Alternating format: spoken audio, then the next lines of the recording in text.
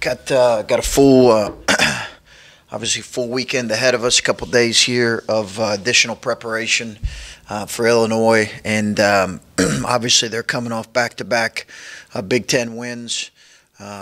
Really impressive in the way they've done it here the last few games. And you look at them; they're a team that's gifted and talented and really athletic and plays extremely hard. We just got tremendous respect for them. I mean, they're the only team I think that's went into Nebraska and in reality had certainly had a great chance of winning that game. So it's going to be a really a unique game in a lot of ways, just because of what they force you into. Number 3 in the country in turnover percentage, number 8 in the country in offensive rebounding percentage. Matter of fact, they get almost twice as many of their misses as we do. So we're going to need to play very, very well, and I think our guys understand that. Speaking of that, when you are talking to the guys, when you're getting them ready for a game like this, Kate admitted that they watch games. They know kind of where teams stand in the Big Ten. Is that what do you point to statistics like that to, keep them focused on this game and not, thinking about other things? And, Illinois is important to what we're trying to do. Yeah, we will. I think, you don't have to. All you have to do is look at their last game and see they were up 40 on Rutgers to see how good they can be. Every game they've been in. Listen, the reality is they could easily be sitting with 5 or 6 wins right now. I think everybody understands that, given how many close games they've had. So, if our guys aren't ready, then that's on them and on me and us. Now, it's not to say you can still be ready and lose the game because they present a lot of problems. But our approach needs to be a good one. Looking at the last 3 games, for most of the season, you guys have done a good job not letting somebody get hot on you guys and really light up the scoreboard. But the last 3 games, each team has had somebody do that. Is that a concern? Is that something that you try to work on, or are you okay? Like Kata said, Palmer gets what he gets, but you guys still win the game. Are you concerned about that kind of stuff? Yeah, no, I think you do want to try to obviously defend their best players and their best option well, and I think guys in this league have the ability to get going in a hurry on you, and Palmer certainly did that. And in the Penn State game, he certainly did that. Last game, I think it was Green, maybe who you're referring to. He had played well, but had not been. Obviously, Johnson was a guy that we were keying on. So anytime you're keying on a certain guy, there's going to be other guys that step up. So it's a little bit of a different story in each of those 3 games. But you do want to try to limit their best players. Do you look to, in a situation like that, do you look to one guy to step up and shut him down, or do you look for a team effort? No, I think you certainly look for a guy that's more than willing and wants the challenge.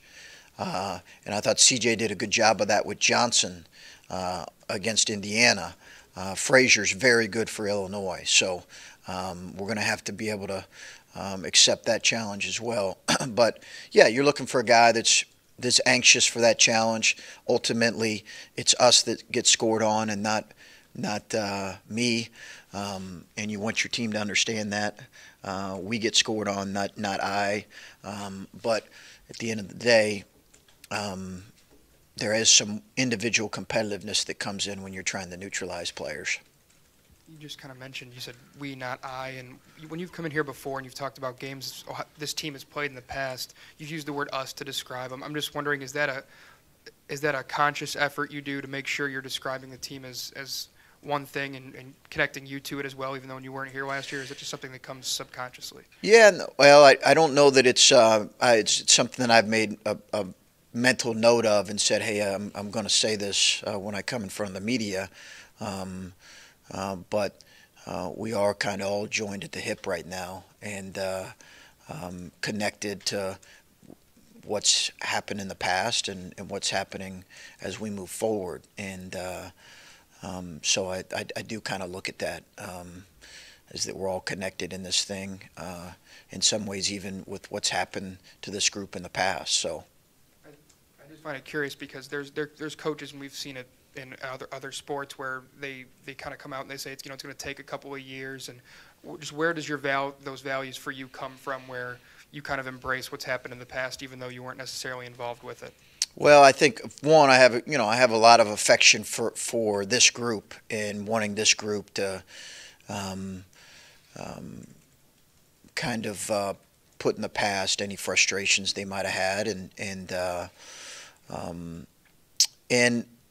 listen, one of the reasons I got into coaching in the first place was, I've always loved being a part of a team, and I wasn't good enough to play any individual sport, a tennis or a golf, but the team aspect has been, it's spoken to me more than anything. I've just enjoyed it. You enjoy being a part of something. It's a collaborative effort with our coaching staff and players in general. So perhaps that's where some of that comes from. The best guys that I've been around and worked for have really appreciated the team aspect as much as anything. How often in practice are you guys going sort of starters against the bench guys, or do you mix it up most of the time? Yeah, we usually try to mix it up fairly regularly. I don't typically go, even now, starters versus bench guys. It's usually evenly divided, or as evenly as I can divide it. If we feel like maybe earlier in the year the starters need some work together, we'll do that. But most times in most teams, you're really going to end up starting 7 or 8 different guys in most cases. So we usually try to even it up. We think it leads to the most competitive practices. I know you were talking after the game the other day about your bench guys, there's nobody on the bench, right, averaging more than 4 points a game. Yeah. But yet they're all doing things. Yeah. Just what's it been like for you to sort of manage the rotations, manage the guys, put them in situations to succeed, get the best out of them, and they've helped you, even really? Though, because sometimes you have a bench guy who's like instant offense, right? Yeah, right. And that's just not really the structure. It's not. Here.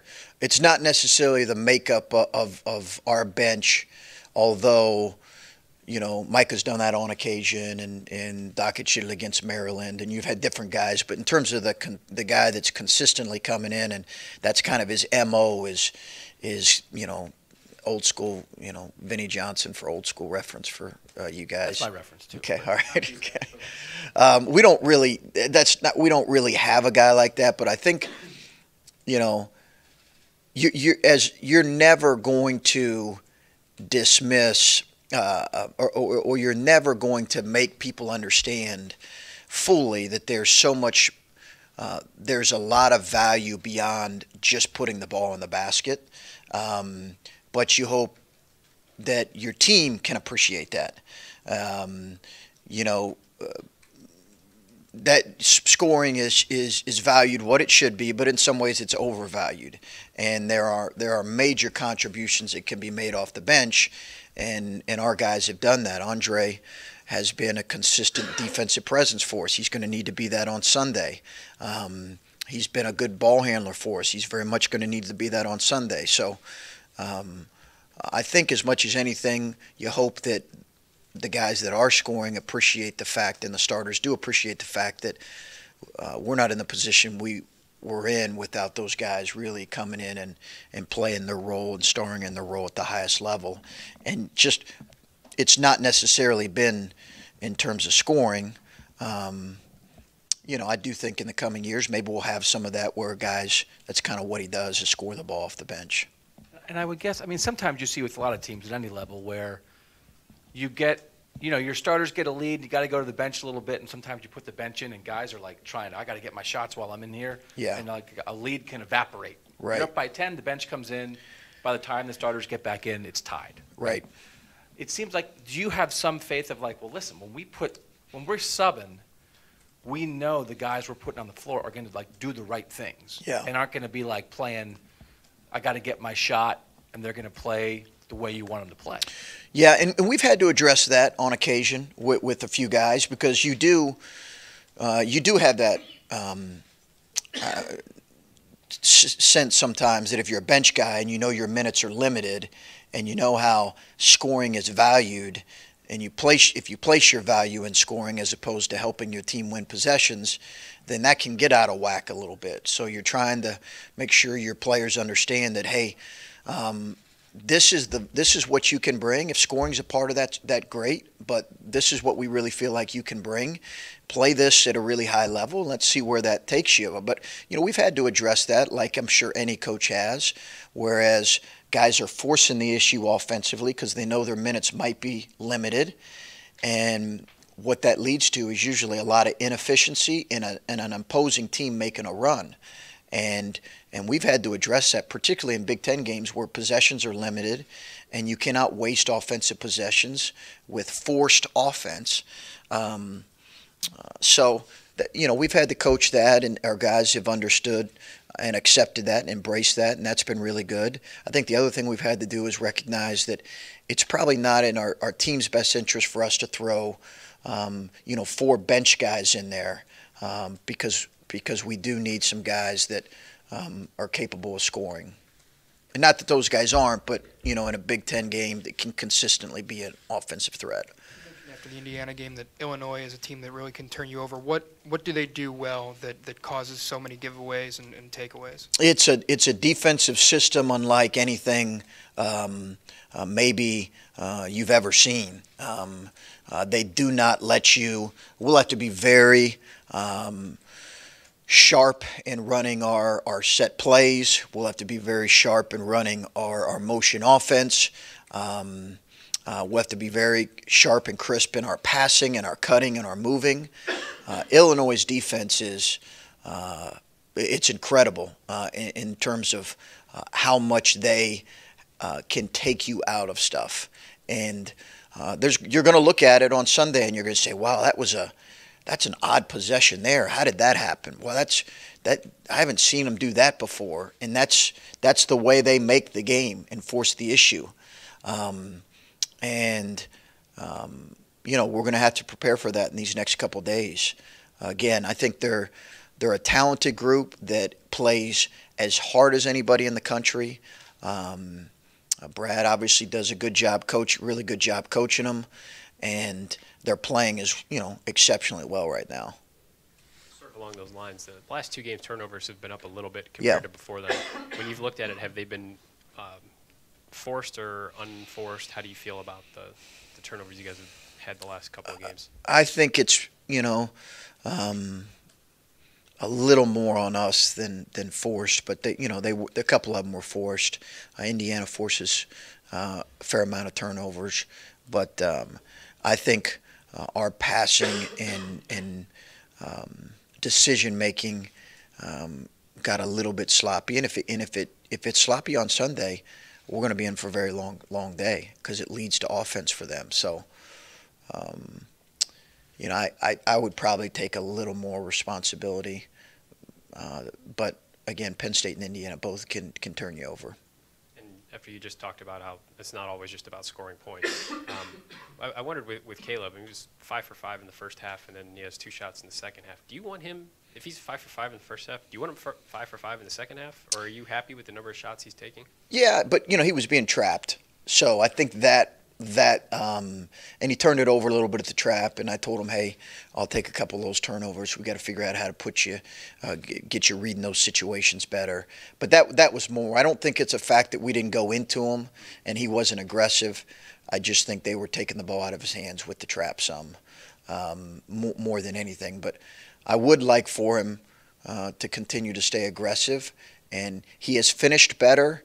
He had that stretch in Big Ten play where he was struggling a little bit finishing, and he's just got to keep working on that and keep getting deeper and deeper seals and post a score. And when he does that, he's pretty effective. You mentioned the other night about Keita having to play through contact a little bit more, and guys are being more physical with him. And obviously teams have started to target him a little bit more defensively. What do you guys work on with him? I mean, obviously he's a good player. He can play through a lot of stuff. But what do you guys work on with him to keep him producing at the level you need, even when defenses are changing and whatnot on it? For Keita, we're trying to just ratchet up how physical we are with him in practice. He's still, got some soreness in his back, so it limited it a little bit how much he could do yesterday. So there's some limitations in terms of how much we can, be physical with him right now. But we're just trying to get him adjusted and used to that. Again, it's not something he's naturally super comfortable with, and he's been getting so much attention that, we've talked to Kyle Young in practice. Kyle's usually the one who's guarding him a lot, and Kyle's a strong kid, to kind of use his strength and physicality as much as possible. And he's going to continue to get the best kind of perimeter / frontline, most mobile defender he can get. And hopefully we can work to put him in some spots where he can utilize their pressure and their physicality against him.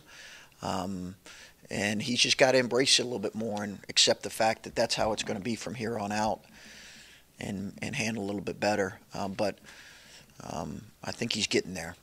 Is the back anything you're worried about for Sunday? I don't. I think he's going to be fine. He should be able to be full go. Obviously, we need all hands on deck in every game. But I would expect that he would be okay. Okay, thank you.